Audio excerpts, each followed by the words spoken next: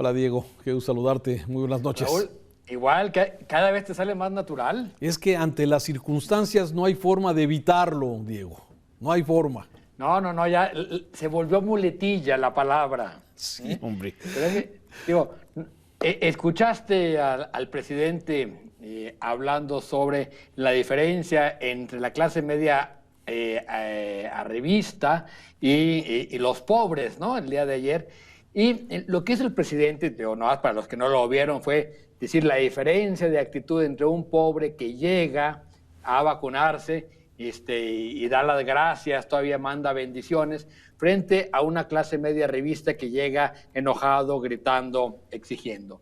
Y digamos, la escena podría ser bastante inocente, esto que retrata el presidente, pero en realidad lo que hay de fondo, Raúl, es, por un lado, una concepción del ciudadano que no es el ciudadano que exige, que paga impuestos y exige derechos, sino el ciudadano que llega y solo es, digamos, agradecido ante este Estado benefactor, patrimonialista, ¿no? Entonces, la concepción de ciudadano es terrible, pero más terrible aún es la concepción de pobreza. Durante muchos años nos quejamos de esta idealización de la pobreza que hacían las telenovelas mexicanas, ¿no? Donde el pobre era abnegado, agradecido, siempre atento, reconociéndose pobre ante la situación. Y esto es lo que está haciendo el presidente. Ante la incapacidad de transformar la economía nacional, que tiene problemas estructurales que generan esta desigualdad, lo que hace es moralizar la pobreza. Es decir, bueno, la pobreza finalmente nos hace mejores personas, los pobres son mejores personas, y entonces, pues desde ahí no es tan grave si son agradecidos. Me parece que para un presidente que se dice de izquierda, moralizar de esta manera la pobreza y hacer este elogio de la pobreza son verdaderamente chingaderas, Raúl. Y vaya, y de aquí en adelante seguramente ante el fracaso de esta política de primero los pobres y lamentablemente la suma de 3.8 millones de pobres más en los 2 años que lleva el presidente, bueno, sí, vaya situación, seguramente seguirá explotando y polarizando sobre este tema. Estamos a 6 días del regreso a clases, Diego, 6 días ya solamente. Estamos a 6 días del regreso a clases y se volvió ya no un tema de salud, ya no un tema de educación, se transformó en un tema político. Ahora sí, digamos, voy al estilo del presidente, conmigo o contra mí. Lo vimos en aquella rueda de prensa en Puerto Vallarta, donde acusó a Raúl Padilla de estar en contra del regreso a clase, como si, digamos, personalizando en Raúl Padilla una decisión de la universidad, de decir, en este momento el regreso a clase tiene mucho riesgo.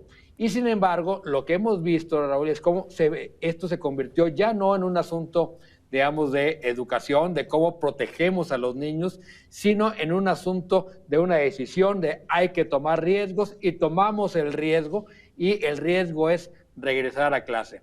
Me temo que el problema es que no estamos haciendo el regreso a clase, que hemos platicado aquí, debe ser la prioridad nacional, pero se convirtió no en la prioridad presupuestal, en la prioridad de políticas públicas, sino en la prioridad de aquí mando yo, sea el presidente, sea el gobernador, y los que están en medio son los niños, Raúl, y eso sí también me parece que son chingaderas. Oye, finalmente, ¿en qué va a acabar el tema gobierno del Estado, Universidad de Guadalajara? ¿Cuál es tu visión? ¿Cómo va a acabar? ¿O va a empezar? Mira, ¿O va a empezar? a ver, no, ya empezó, ¿no? Sí.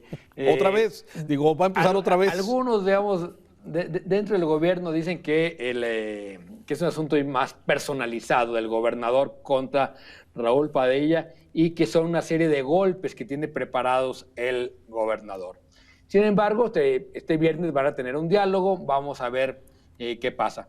Creo que la única diferencia, digamos, de otros gobernadores que han intentado todos meter al redil, entre comillas, a la Universidad de Guadalajara, ganarle las batallas presupuestales, sacar a Raúl Padilla del control político de la universidad, nadie lo ha logrado.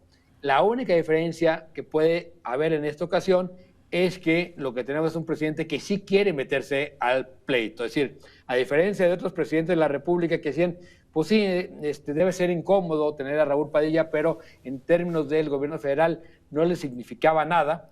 para el presidente este tipo de cacicazgos universitarios sí le significan, sí quiere acabar con ellos.